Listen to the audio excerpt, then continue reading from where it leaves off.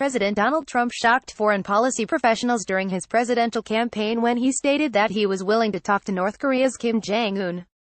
Earlier this year, he took up Kim's surprise summit offer, resulting in the foreign policy shocker of the year. No one thought an agreement would be easy, and there were fears that the president had unrealistic expectations, which apparently turned out to be the case.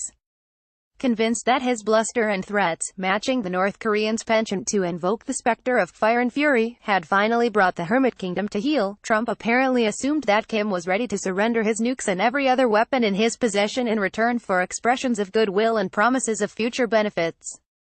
Now the president, in response to what he termed the North's tremendous anger and open hostility, par for the course for both the Kim regime and Trump administration last year, canceled the meeting. In fact, Pyongyang's outburst was not sua sponte. The administration already had taken a victory lap, suggesting that the North had agreed to its tough demands. Moreover, National Security Advisor John Bolton was touting the Libya model. Not only did the Democratic People's Republic of Korea (DPRK) possess far more advanced military programs than Libya, but the DPRK also had a target for retaliation: South Korea's capital of Seoul, should America attack. Most important, after promising Libyan leader Muammar al-Gaddafi economic benefits and political inclusion, Washington took advantage of his post-nuke weakness to oust him in 2011. The North Koreans said at the time that they would never fall for a similar trick. Bolton was a particularly poor messenger since after backing the denuclearization accord, he advocated that U.S. forces target Gaddafi directly during Libya's civil war. The North Koreans erupted with anger and hostility, as the president complained, but they did not walk away from the summit. Rather, they reminded the United States that the purpose of the summit was negotiation and Washington had obligations too, namely ending what the DPRK termed America's hostile policy. Unfortunately, the President and Vice President Mike Pence only compounded the problem when they threatened a Libya result if no agreement was reached.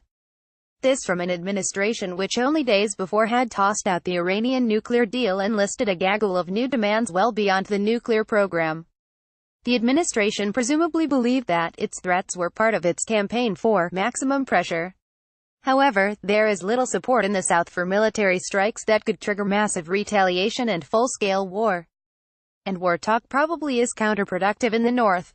After all, to threaten military action against the DPRK if it does not accept Washington's demands offers a stark reminder that the nuclear program is designed to prevent precisely such an attack. And as Gaddafi discovered, the United States will take out leaders on its naughty list even, and especially if they have given away their nukes. Still, a Trump-Kim tête-à-tête could have been productive. Kim appeared to be in control and able to make concessions. His performance at the summit with South Korean President Moon Jae-in suggested that he was more comfortable than his predecessors in international affairs. In contrast to his father, he was pushing economic development yet was under far greater pressure, given China's tougher stance. If ever there was an opportunity for a deal, this seemed to be it.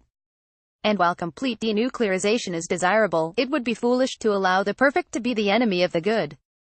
Simply freezing nuclear and missile tests limits Pyongyang's ability to improve its nukes and produce ICBMs capable of targeting the United States. Capping the size of the North's nuclear arsenal, reducing forward deployments of its conventional force, and creating formal and regular communication channels, to be followed by a continuing dialogue spanning security to human rights issues, all could have been topics. Although skepticism remained the proper American perspective, never had the United States come so close to serious discussions with the North's leadership over a range of issues. The results, even if they led to only the broadest agreement, would have helped in assessing whether a serious shift in direction in Pyongyang was possible. And if talks had gone well, they would have encouraged a continuing dialogue, which at the very least would reduce the chance of mistaken misjudgment triggering a confrontation and even war. Unfortunately, by canceling the summit, President Trump has abandoned an opportunity to reduce tensions on the peninsula and possibly transform the region. His decision raises the question whether he ever intended a serious negotiation which would include United States as well as North Korean concessions. The ill consequences are likely to be many. The North may decide that it has received few benefits for its more benighted actions of late, turning off the usual stream of hysterical rhetoric against Washington, releasing the 3 American prisoners, destroying the nuclear test site, and halting missile and nuclear tests.